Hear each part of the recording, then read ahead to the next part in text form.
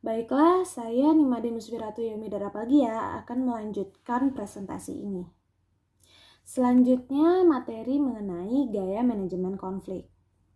Ada beberapa macam strategi yang digunakan oleh pemimpin untuk menghadapi situasi konflik etika, yaitu bersaing, menghindari, mengakomodasi, berkolaborasi, dan berkompromi.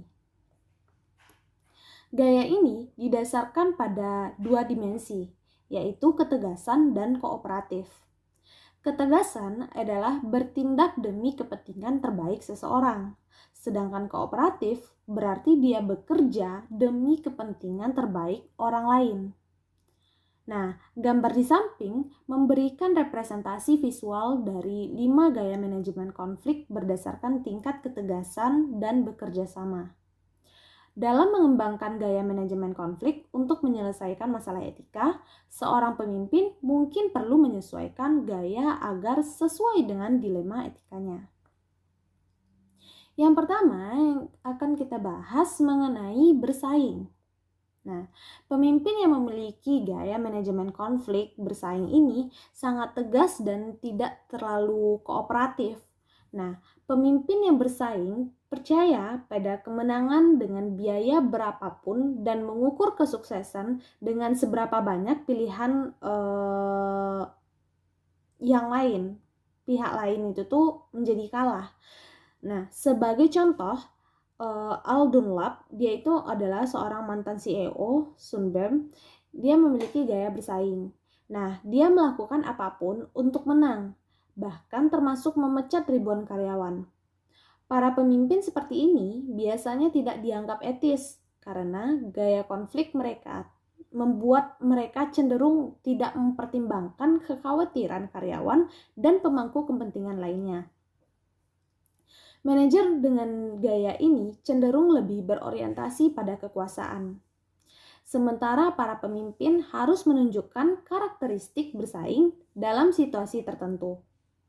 Perusahaan harus berhati-hati agar mereka tidak mempekerjakan pemimpin yang tamak sehingga nilai-nilai etika dan kesejahteraan perusahaan itu diabaikan. Namun, ketegasan yang tinggi tidak selalu menjadi masalah. Misalnya, para pemimpin menegakkan kepatuhan terhadap aturan ketika kompromi tidak mungkin dilakukan. Yang kedua, yaitu mengenai menghindar. Pemimpin dengan pendekatan ini tidak efektif karena mereka menghindari konflik dengan cara apapun, bahkan jika itu mengarah pada perilaku yang salah. Mereka tidak kooperatif dan tidak tegas. Bahkan, jika mereka menyadari pelanggaran tersebut, mereka tidak memiliki keinginan untuk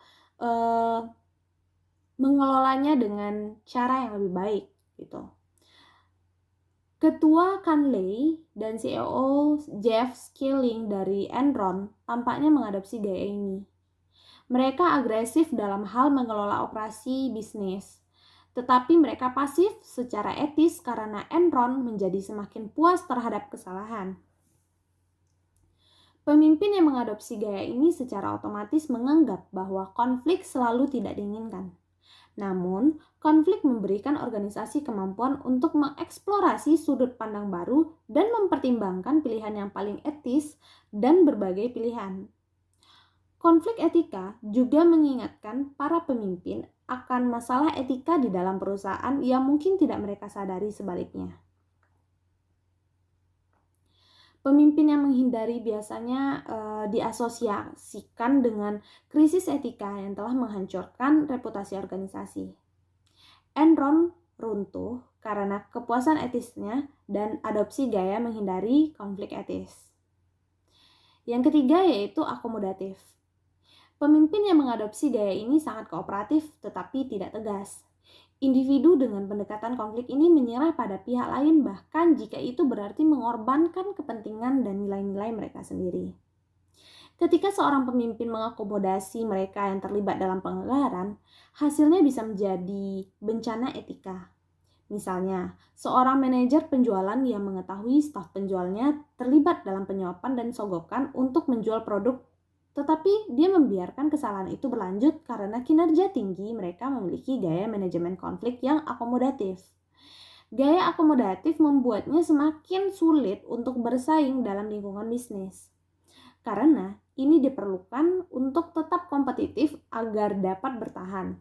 Bisnis harus tegas untuk tetap unggul dalam persaingan. Yang keempat yaitu kompromistis. Pemimpin yang mengadopsi gaya manajemen ini berada di antara dimensi asertif dan kooperatif. Pemimpin yang berkompromi masih dapat menerima bagian dari apa yang mereka inginkan. Dan itu membuatnya berbeda dari gaya manajemen konflik dan akomodatif. Di sisi lain, mereka membiarkan pihak lain memperoleh kemenangan parsial yang mencegah mereka mengambil gaya manajemen konflik yang bersaing. Gaya manajemen ini berguna dalam menyelesaikan dilema etika ketika semua solusi memiliki kelemahan. Kompromi memilih solusi yang paling bermanfaat bagi semua peserta. Meskipun ada keuntungan berkompromi dalam situasi konflik, para pemimpin yang menggunakan gaya ini secara berlebihan mungkin menemukan bahwa saingan mereka akan mengharapkan mereka untuk berkompromi bahkan ketika melakukan hal tersebut merugikan perusahaan. Yang kelima yaitu kolaborasi. Gaya kolaborasi adalah gaya yang paling menguntungkan. Pemimpin yang mengadopsi gaya kolaborasi untuk manajemen konflik adalah kooperatif dan tegas. Daripada langsung berkompromi, para pemimpin berkolaborasi dengan orang lain untuk menemukan cara yang kreatif untuk mendapatkan solusi yang bermanfaat. Sementara kita telah memisahkan manajemen konflik menjadi 5 gaya, pada kenyataannya pemimpin yang efektif dapat menggunakan gaya yang berbeda tergantung pada situasinya. Misalnya, meskipun gaya kolaboratif itu biasanya merupakan cara yang paling etis untuk mengelola konflik, secara etis akan dipertanyakan untuk berkolaborasi dengan karyawan yang tertangkap melakukan pelanggaran serius, seperti penipuan atau penggelapan. Kompromi mungkin menjadi solusi terbaik ketika dua pihak menemui jalan buntu. Perusahaan mungkin memilih untuk menghindari masalah jika mengejar tindakan akan memakan terlalu banyak waktu dan sumber daya. Yang selanjutnya yaitu pemberdayaan pemimpin etis para karyawan. Pemimpin etis dalam suatu organisasi tidak dapat membuat setiap keputusan etisnya sendiri. Faktanya, banyak dari keputusan sehari-hari tidak akan dibuat oleh manajemen, tetapi oleh karyawan. Karyawan terus-menerus menghadapi tekanan dan peluang organisasi di tempat kerja untuk terlibat dalam perilaku etis atau pelanggaran. Karena keputusan karyawan memiliki dampak yang luas pada suatu organisasi, pemimpin etis itu harus memberdayakan karyawan untuk membuat keputusan etis dan bertanggung jawab atas perilaku mereka. Karyawan di semua tingkat organisasi harus memiliki kesempatan untuk mengembangkan dan menggunakan keterampilan kepemimpinan yang etis. Pemberdayaan karyawan merupakan komponen penting dari budaya organisasi berbasis nilai. Budaya berbasis nilai mendorong karyawan untuk mengungkapkan keprihatinan, mengemukakan masalah etika, dan mengambil pendekatan proaktif untuk menyelesaikan konflik. Akses mudah ke kode etik dan kebijakan membantu karyawan saat membuat keputusan etis. Menciptakan budaya komunikasi terbuka di mana diskusi tentang topik etika merupakan hal yang biasa itu untuk mendorong karyawan mengemukakan keprihatinan. Selanjutnya yaitu komunikasi etika kepemimpinan. Cara seorang pemimpin etis berkomunikasi dengan karyawan itu memiliki dampak yang sama besar pada budaya etis perusahaan. Ada beberapa tips komunikasi pemimpin yang baik. Yang pertama, lakukan percakapan sulit yang ingin Anda lakukan, termasuk memberitahu orang lain apa yang mereka butuhkan. Nomor 2, yaitu berhenti berbicara dan lebih banyak mendengarkan. Ketiga, angkat telepon atau berjalan menyusuri lorong untuk benar-benar berbicara dengan seseorang daripada mengandalkan email yang lebih impersonal. Keempat, komunikasikan kabar buruk dengan cara yang sama, dengan semangat yang sama sebagai kabar baik. 5. Bagikan umpan balik kinerja dengan orang lain secara teratur sehingga orang lain tahu bagaimana mereka dapat meningkatkan. Keenam, bertujuan dan bijaksana dalam cara berkomunikasi. Ketujuh, mintalah umpan balik agar Anda dapat meningkatkan keterampilan. 8. Bekerja pada titik-titik buta dalam keadaan yang blur dalam kemampuan kepemimpinan. Transparansi dan pelaporan adalah dua dimensi utama dari komunikasi etis. Pemimpin etis menciptakan transparansi dengan mengembangkan budaya di mana etika sering dibahas. Keterbukaan dan aksesibilitas pemimpin penting dalam menangani dan menyelesaikan masalah etika. Pelaporan adalah proses dua arah di mana komunikator berkomunikasi dengan atasan dan bawahan. Meskipun merupakan praktik umum untuk melaporkan ke atasan, itu kurang umum untuk merasakan tanggung jawab untuk melapor kepada bawahan seseorang.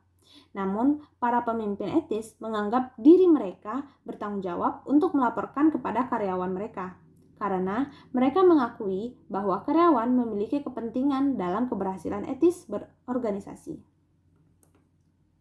Keterampilan komunikasi kepemimpinan etis itu tuh digolongkan menjadi 4 kategori, yaitu yang pertama komunikasi interpersonal.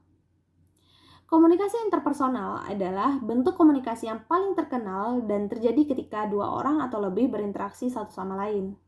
Komunikasi interpersonal memberikan kesempatan intim bagi pemimpin etis untuk menerima atau mengeluarkan informasi. Ini juga memberikan kesempatan untuk melatih karyawan ketika potensi masalah etika muncul.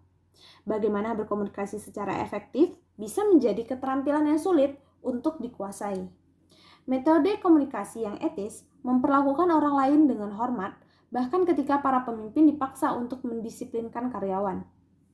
Komunikasi interpersonal yang penuh hormat tidak melibatkan memenangkan orang lain dan tidak pernah melibatkan memanfaatkan perilaku yang salah. Namun, menghargai martabat orang lain bahkan selama prosedur disipliner adalah cara sipil dalam situasi ini mengarah pada perubahan perilaku yang positif.